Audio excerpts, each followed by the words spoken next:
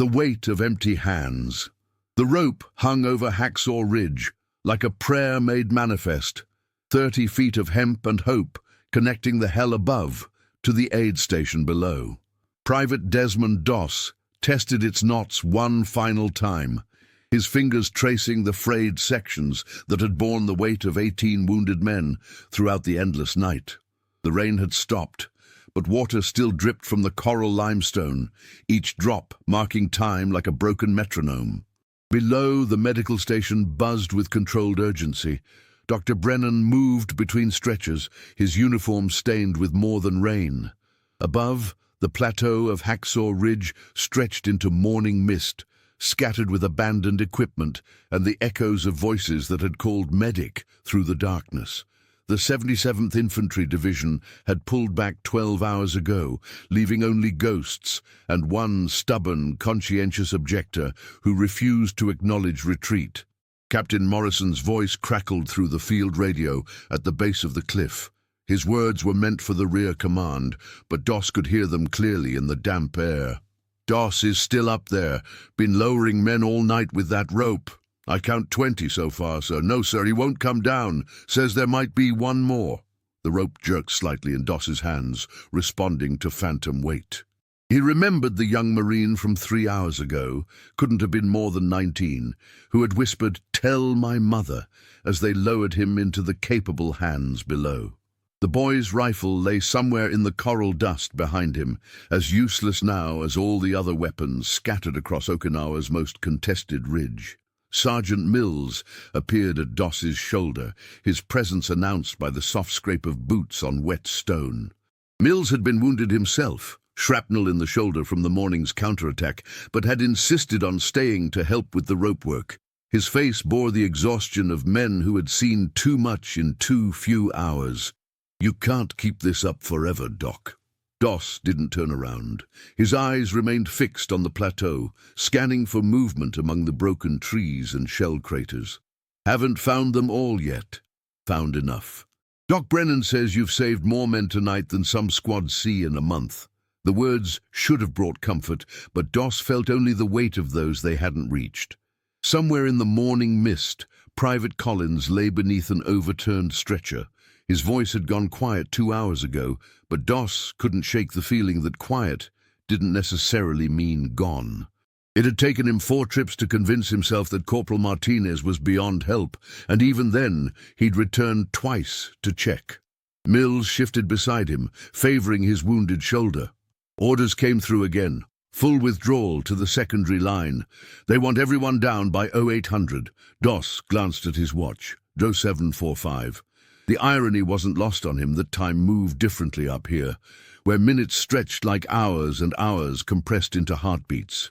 The broken stretcher from his earlier run lay twisted against a coral outcropping, its canvas torn, but its wooden poles still solid. He had improvised drag litters from ponchos and rifle slings, fashioned bandages from torn uniforms, and discovered that desperate faith could substitute for almost any missing equipment. "Tell them I'll be down soon." Mills was quiet for a long moment. When he spoke again, his voice carried the weight of someone who had watched impossible things become routine. "That rope's not going to hold much longer. Look at it." Doss looked. The hemp showed white fibers where it had rubbed against the coral edge. 3 strands had separated completely near the anchor point, leaving the line perhaps 20% weaker than when they'd started. Mathematics suggested caution. Everything else suggested one more trip. From below came the sound of another ambulance jeep starting up, carrying away men who would wake up in field hospitals instead of permanent graves. Dr. Brennan had stopped asking questions about how Doss managed to find the wounded in the dark, how he navigated the shell-cratered plateau alone, how he rigged pulley systems with nothing but rope and determination. Some miracles were too practical to examine closely. The morning light revealed details that darkness had hidden. Scattered across the ridge were personal items that told stories. A photograph of a girl back home, face down in a puddle, a prayer book with pages fluttering in the breeze, a pair of glasses with one lens cracked but still hanging from their owner's pocket. These objects would be collected later by graves registration teams, catalogued, and shipped home to families who would never fully understand the ground they had fallen on. Mills touched Doss's elbow gently. "Doc, radio's calling for final confirmation. They need to know if you're coming down." Doss closed his eyes and listened to the ridge. The sounds were different now. No more machine gun fire, no mortars, just wind through broken trees and the distant rumble of artillery from other sectors. But underneath it all, he heard something that made him reach for the rope one more time. Tell them one more trip, just one more. If stories like this make you imagine what you'd do under fire, tell us in the comments how you think you'd react in this situation. And stay with us for the next chapters. The ascent back onto Hacksaw Ridge felt different this time, as if the coral and limestone remembered every previous climb. Doss pulled himself over the lip of the cliff, his hands burning where the rope had cut through makeshift gloves fashioned from medical tape and gauze. The plateau spread before him like a moonscape, cratered and scarred by the night's artillery exchanges between American forces and deeply entrenched Japanese positions. 20 yards from the cliff edge, he found what he'd been looking for. Private Anderson lay conscious, but trapped beneath a section of corrugated metal roofing that had been blown from a destroyed Japanese bunker. His legs were pinned, but his eyes tracked movement when Doss approached. The young soldier had been calling for help in a voice too weak to carry to the cliff edge, but strong enough to reach the ears of someone who had learned to listen for the impossible. "Thought everyone had gone home," Anderson whispered. Doss knelt beside the twisted metal, testing its weight and leverage points. The roofing had landed at an angle that created both trap and shelter. Anderson was pinned, but protected from direct fire if any Japanese positions remained active. "Just couldn't sleep," Doss replied, working his fingers under the metal edge. "Mind if I give you a hand?" The extraction took 20 minutes. Anderson's legs weren't broken, but his left ankle had swollen to twice its normal size, and moving him required the careful choreography of someone who had learned field medicine through desperate repetition rather than textbook study. Doss improvised a splint from broken rifle stocks and strips of canvas, then rigged a drag litter from Anderson's poncho and 2 salvaged tent poles. As they moved toward the cliff edge, Anderson spoke in fragments between labored breaths. That rifle Martinez was worried about, still up there near the big crater. Doss had heard variations of this conversation throughout the night. Soldiers worried about weapons left behind, equipment that couldn't be recovered, classified materials that might fall into enemy hands. The practical part of him understood the concern. The deeper part of him knew that some things mattered more than rifles, and that abandoned weapons were just metal and wood compared to the lives that had carried them. "We'll worry about rifles tomorrow," he told Anderson. The rope held for Anderson's descent, though Doss could feel new stress points developing in the fibers. Mills waited at the bottom with Dr. Brennan, who took one look at the makeshift splint and nodded approvingly before directing Anderson toward the triage area. Through the organized chaos of the aid station, Doss caught glimpses of the men he had lowered throughout the night, some conscious and talking, others sedated for transport, all of them breathing. Mills appeared at his elbow as Doss prepared for what he knew would be the rope's final ascent. "Doc says that's 21, counting Anderson. Radio's been quiet from up there for 2 hours. Command thinks the plateau is clear." Doss tested the rope's anchor points one more time. The hemp groaned softly under tension, but held. "Command's been wrong before." "Yeah, but—" The conversation was interrupted by a sound that froze both men. A voice calling faintly from somewhere above, too distant to understand but clearly human. Mills grabbed a pair of field glasses and scanned the plateau, but the morning mist obscured details beyond 50 yards. "Could be Japanese," he said quietly. "Could be ours." They listened for several minutes, but the voice didn't repeat. The wind shifted, carrying the smell of cordite and wet earth down from the ridge. Somewhere in the distance, another artillery battery fired a ranging shot, the sound echoing off the coral cliffs like thunder that couldn't find its way home. Dr. Brennan approached, his medical bag slung over one shoulder and exhaustion written across his face in lines that hadn't been there yesterday. "Doss, I need you to listen carefully. That rope is finished. The anchor points are solid, but the line itself won't survive another loaded descent. Physics isn't negotiable." Doss nodded, understanding both the science and the implications. How long would it take to rig a new line? 2 hours minimum, and we'd need fresh rope from the supply depot. "And if someone's up there?" Dr. Brennan was quiet for a long moment. "Then we'll try something else, but not with that rope." Mills shifted his weight, favoring his wounded shoulder. "Doc, what if we're hearing echoes? Sound carries funny up there. Could be voices from yesterday bouncing around the coral." The suggestion was both logical and desperate, the kind of reasoning that helped soldiers sleep at night when other options were too heavy to carry. Doss had heard similar explanations throughout the campaign on Okinawa. Unexplained sounds became wind, moving shadows became imagination, and the voices of the missing became echoes that eventually faded into acceptable silence. But as he gripped the fraying rope, testing its remaining strength against his own body weight, Doss found himself thinking about the difference between what was probable and what was possible. The practical choice was to accept that 21 saved lives represented a successful night's work. The other choice meant trusting damaged equipment, ignoring direct orders, and climbing back into a place where individual heroics could easily become individual casualties. The voice called again, clearer this time, carried on a shift in the morning breeze. It spoke a single word that ended the debate. "Medic." The rope sang a different song now, each strand stretched to its breaking point as Doss hauled himself up the coral face of Hacksaw Ridge for what both physics and common sense insisted would be the final time. Halfway up, he felt the line stretch in a way that made his stomach drop. But the anchor points held, and he rolled over the lip onto the plateau as the morning sun finally burned through the mist that had shrouded the battlefield. What the clearing air revealed made him understand why the voice had been so difficult to locate.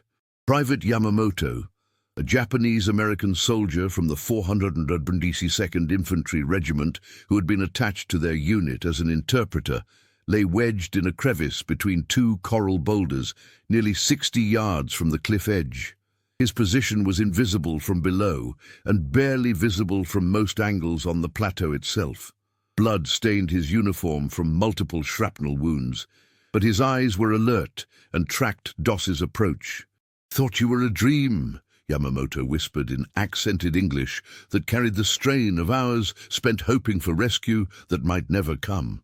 Doss knelt beside the crevice, assessing both the wounds and the extraction challenge. Yamamoto's injuries were serious, but survivable if they could get him to Dr. Brennan's aid station. The crevice that had protected him from enemy fire now made removal a complex problem of angles and leverage. Not a dream, just running late.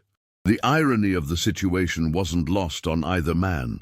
Yamamoto had spent the campaign translating between American forces and Japanese civilians caught in the crossfire, building bridges of understanding across a language barrier that often meant the difference between safety and tragedy. Now he needed rescue from the same ridge where his linguistic skills had helped save dozens of Okinawan families trapped between opposing armies. As Doss worked to free him, Yamamoto spoke in fragments. "Family, in California, internment camp, said I could prove loyalty, volunteering. Funny how you prove things." Doss had heard pieces of this story before. Men like Yamamoto carried double burdens in the Pacific Theater, fighting to prove their American identity while looking like the enemy to soldiers who sometimes shot first and sorted out uniforms later. The 422nd Infantry Regiment had earned more decorations than any comparable unit, but their members still faced suspicion from some quarters of the American military.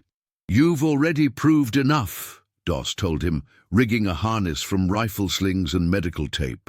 Moving Yamamoto to the cliff edge took 45 minutes of careful maneuvering. The interpreter had lost significant blood, and several times Doss had to stop and apply pressure to wounds that had reopened during the extraction. By the time they reached the rope, Yamamoto was drifting in and out of consciousness, mumbling in a mixture of English and Japanese that told stories about childhood in Sacramento and artillery coordinates from battles fought across half the Pacific. The rope looked worse in full daylight. 3 major strands had completely separated, and several others showed white stress fibers that indicated imminent failure. Doss rigged the simplest possible descent system. A single line with Yamamoto secured in a harness that distributed weight across his chest and shoulders rather than around his damaged torso. Mills watched from below through field glasses, his voice carrying clearly in the morning air. "Doc, rope doesn't look good from here." "I can see that," Doss called back. "Want us to find another way?" Doss looked at Yamamoto, whose breathing had become shallow and rapid. Blood loss was winning the race against time. "No time!"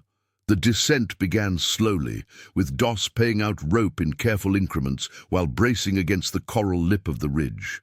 Halfway down, he felt the line stretch ominously under Yamamoto's weight. 3/4 of the way, 2 more strands snapped, with sounds like small-caliber gunshots. The rope held long enough for Dr. Brennan and Mills to catch Yamamoto as he reached the ground.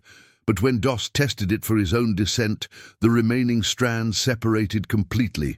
The line fell away from the cliff face, leaving him stranded on the plateau with no immediate way down. Mills's voice echoed off the coral walls. "Doc, you okay up there?" "Fine," Doss called back, though fine was a relative term when applied to being alone on a ridge that had been contested territory 12 hours earlier. "We'll get another rope. 2 hours. 2 hours was an acceptable time frame if the plateau remained as quiet as it appeared. But as Doss moved back from the cliff edge, he heard something that changed the calculation. The distant sound of voices speaking Japanese, moving closer through the coral maze that honeycomb the interior of the ridge. He found cover behind an overturned supply crate and tried to estimate numbers and direction. The voices seemed to be conducting some kind of systematic search, perhaps looking for equipment, wounded, or intelligence materials left behind in the hasty American withdrawal. Their tone was professional and careful, suggesting experienced troops rather than desperate stragglers. From his concealed position, Doss could see most of the items scattered across the plateau: rifles, ammunition, medical supplies, personal effects. Among them, clearly visible near the large crater Anderson had mentioned, lay a radio that was probably still functional. If the Japanese patrol found it, they might be able to intercept American communications from other sectors. The tactical situation was clear. Doss was unarmed, isolated, and facing an unknown number of enemy soldiers in broad daylight. The practical choice was to remain hidden until the patrol moved on, then wait for rescue. But the radio represented intelligence that could cost American lives in other parts of the Okinawa campaign, and the scattered medical supplies might be needed if more wounded were discovered. As the voices grew closer, Doss found himself thinking about the difference between mission and calling. His mission was to provide medical aid to American forces. His calling, as he understood it, was to preserve life wherever possible, regardless of uniform or nationality.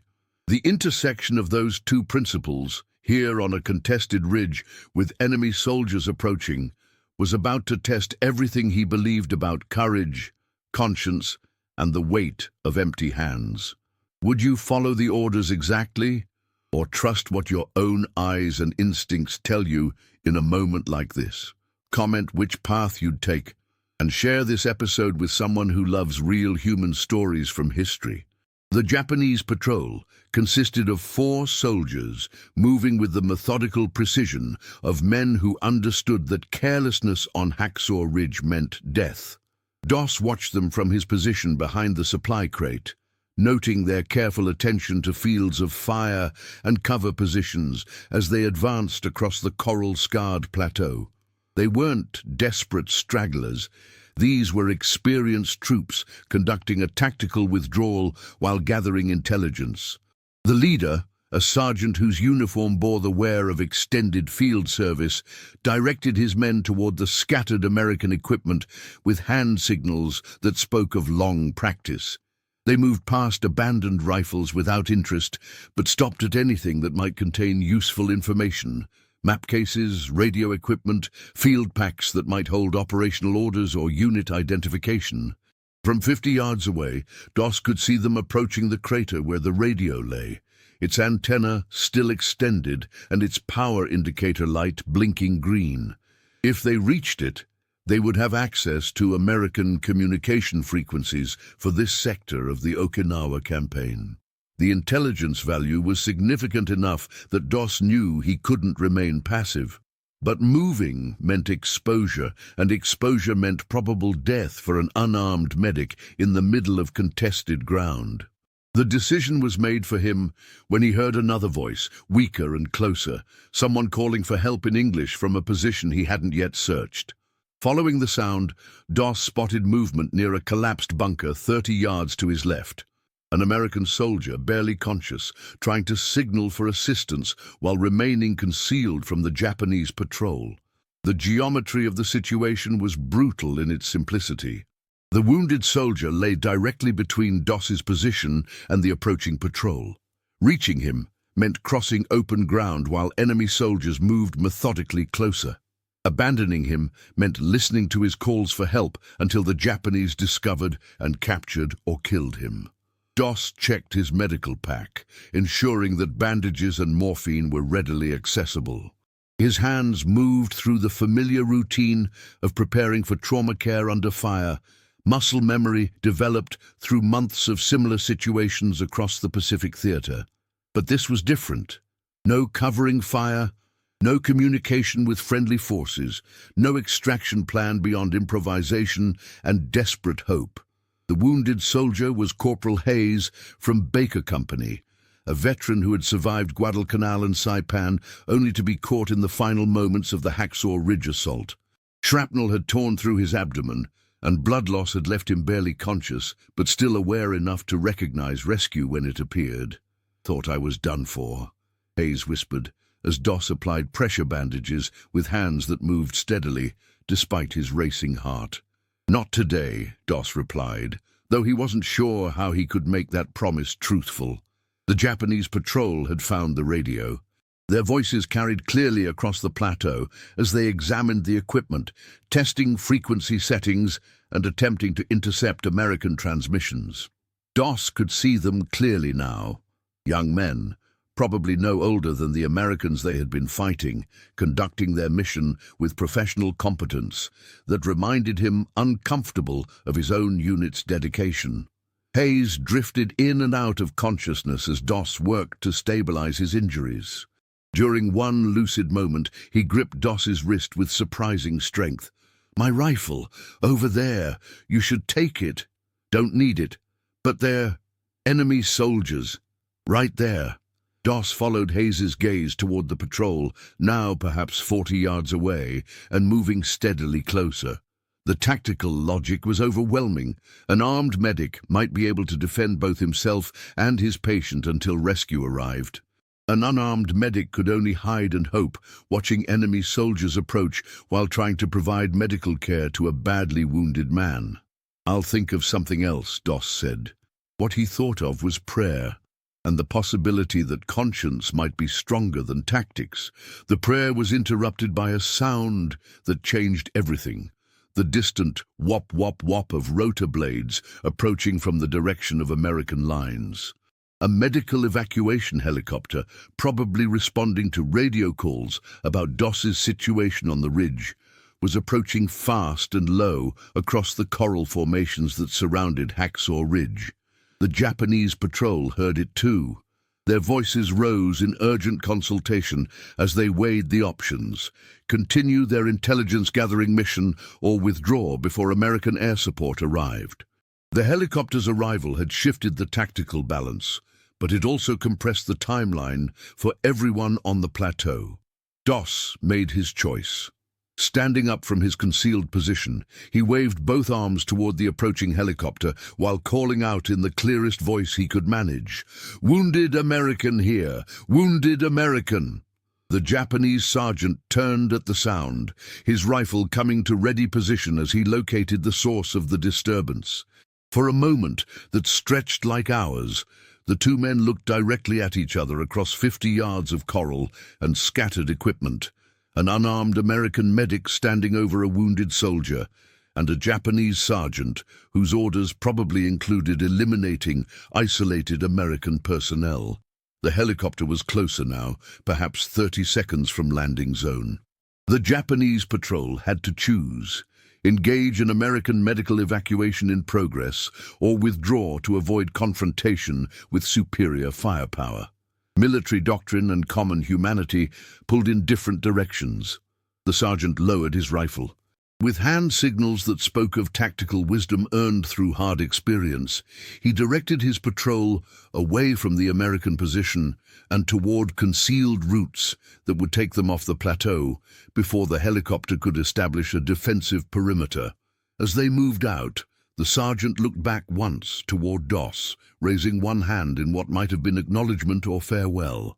The helicopter landed in a whirlwind of coral dust and rotor noise that made communication impossible until the engines spooled down.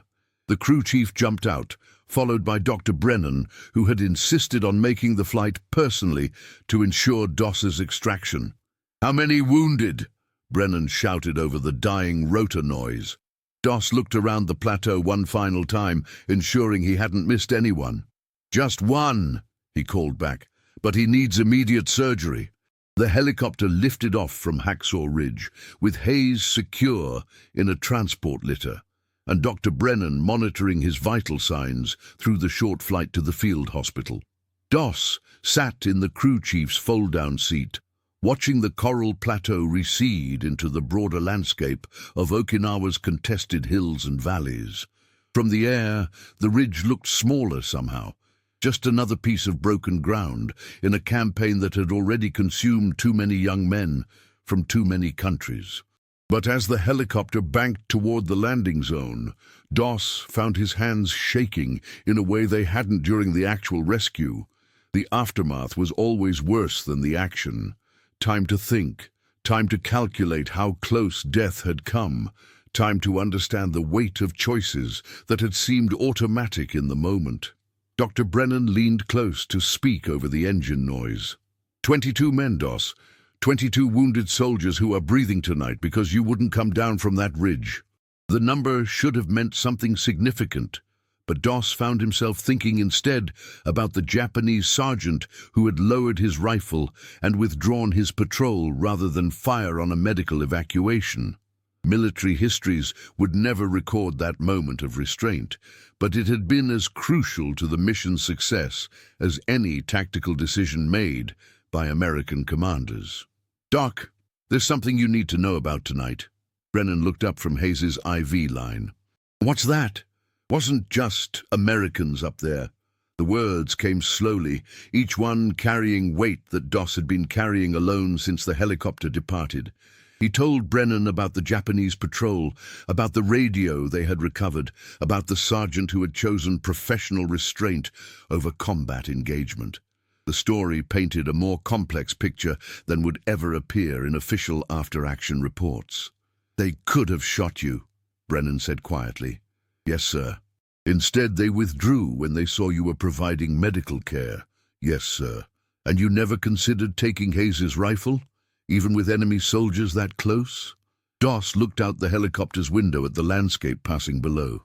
American and Japanese positions were invisible from this altitude, reduced to geography rather than ideology. "Thought about it. But carrying a weapon changes what you are, makes you something different than a medic, even when your life is in danger, especially then." The conversation was interrupted by Hayes, who had drifted back to consciousness during the flight.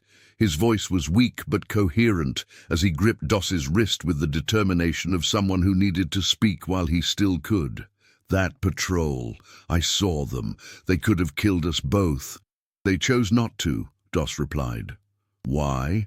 maybe because they recognized medical care when they saw it. Hayes was quiet for several minutes, processing implications that went beyond military doctrine or national loyalty. You think they have medics too? Who do what we do? I'm sure they do. The helicopter settled onto the landing pad at the 77th Division Field Hospital with the gentle bump that marked the end of another evacuation run. Orderlies moved Hayes toward the surgical tent with efficient speed, while Dr. Brennan gathered his equipment and prepared for what would likely be a long night in the operating theater. Captain Morrison was waiting at the helicopter pad, his uniform cleaner than it had been 12 hours earlier, but his expression still carrying the weight of the night's casualties. "Doss, I need a debrief. Command wants details about enemy contact on the ridge." "Yes, sir. And son, this goes without saying, but what you did tonight, 22 men. That's going in my report exactly as it happened." Doss nodded, understanding both the commendation and the burden that official recognition would bring. Military decorations were public acknowledgments of private moments that often felt different in memory than they would sound in citation language. The gap between experience and description was where soldiers learned to carry weight that civilians couldn't see. Later, in the tent he shared with Mills and 3 other medics, Doss found himself unable to sleep despite exhaustion that reached bone-deep levels. Outside, the sounds of a field hospital at night continued. Generators humming, wounded men calling for nurses, the occasional helicopter arriving with casualties from other sectors of the Okinawa campaign. Mills, whose shoulder wound had been cleaned and bandaged, lay on his cot, staring at the tent ceiling. "Doc, can I ask you something?" "Sure." "That Japanese patrol. You really think they let you finish treating Hayes because they respected what you were doing?" Doss considered the question carefully. The truth was more complex than simple respect or professional courtesy. It involved split-second decisions made by tired men in impossible circumstances, guided by training, conscience, and calculations that would never fully translate into words. "I think war makes everyone do things that surprise them," he said finally. "Sometimes those surprises are terrible, sometimes they're decent. Tonight we got lucky and found some decency. But if they had shot you, then Hayes would have died too, and 22 families would be getting different telegrams this week." Mills was quiet for a long time. When he spoke again, his voice carried the weight of someone processing realities that military training hadn't fully prepared him for. "How do you carry that? Knowing that all those men are alive because of choices you made, because of things you did?" It was the question Doss had been avoiding since the helicopter lifted off from Hacksaw Ridge. The answer involved faith, responsibility, and the understanding that some weight never gets lighter. It just becomes familiar enough to carry without falling down. "One day at a time," he said, "and with a lot of prayer." Outside, another helicopter approached the landing pad, its rotors cutting through the humid air of an Okinawan night that had been marked by small acts of courage and smaller acts of mercy. In a few hours, the sun would rise on another day of the campaign, bringing new casualties, new impossible choices, and new opportunities to discover what conscience could accomplish in the middle of humanity's worst impulses. But tonight, 22 men would sleep in hospital beds instead of coral graves, and that was enough to justify whatever weight tomorrow would bring. 3 months after Hacksaw Ridge fell to American forces, Doss sat in a military transport plane headed home to Virginia, his discharge papers in one pocket and a small leather Bible in the other. The Medal of Honor ceremony at the White House had been surreal. President Truman speaking words like heroism and valor to describe actions that had felt like desperate improvisation in the moment. But it was the letter in his other pocket that carried more weight than any official recognition. The letter had arrived through Red Cross channels, written in careful English by someone who signed only as M. Tanaka, former Imperial Army medic. And the message was brief. "I have heard from returned prisoners about American medic who saved many men on the ridge near Shuri. My unit served in that area. Perhaps our paths crossed. I wanted you to know that we also tried to save lives when possible. War is not only about taking, sometimes it is about keeping. I hope you returned home safely to your family." No official response was possible or appropriate, but the letter had answered questions that Doss hadn't known how to ask. The Japanese sergeant who had withdrawn his patrol that morning had indeed been making a choice that transcended military doctrine, a recognition that medical care represented something that deserved respect even in the midst of combat. The plane banked over the Virginia countryside, revealing farmland and forests that looked impossibly peaceful compared to the coral wasteland of Okinawa. Doss pressed his face to the small window, watching the landscape scroll past, like a promise that normalcy was still possible for men who had seen too much of humanity's capacity for both cruelty and unexpected grace. But normalcy, he was learning, was a relative concept for someone whose hands still sometimes shook when he heard helicopters overhead, whose sleep was still interrupted by dreams of voices calling "medic" from positions that couldn't be reached in time. The weight of 22 saved lives was balanced by memories of the ones he hadn't been able to find, the voices that had gone quiet during his searches across the ridge. At the Norfolk Naval Base, his parents waited with the patient love of people who had spent 3 years praying for their son's safe return without really understanding what he had been doing 8,000 miles away. His father, a veteran of the previous war, shook his hand with calloused fingers that spoke of sawmill work and church carpentry projects.